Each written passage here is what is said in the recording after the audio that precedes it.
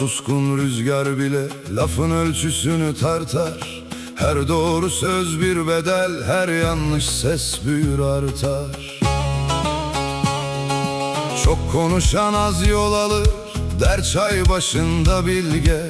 Eğri cetvel düz çizmez, kırılır sonunda bilge.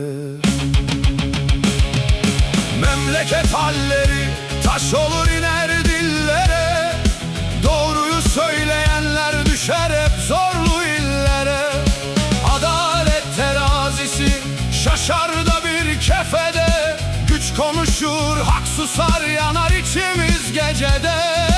Memleket halleri hasret olur, düşer dillere.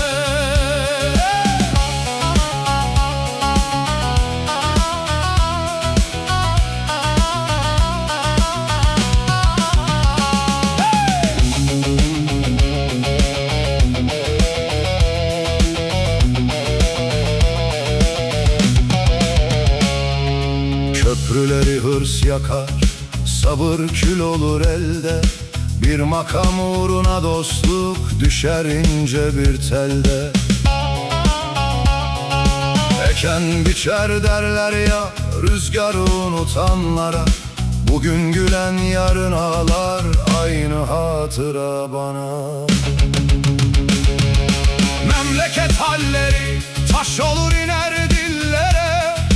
Doğruyu söyleyenler düşer hep zorlu illere. Adalet terazisi şaşar da bir kefede.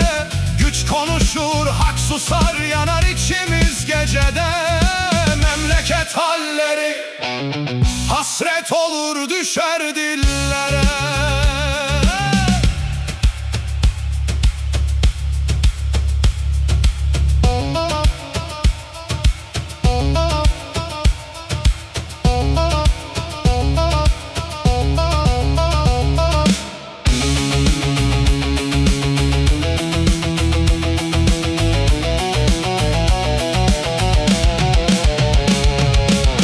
Saray kalır neyiz, zaman siler yazıyı.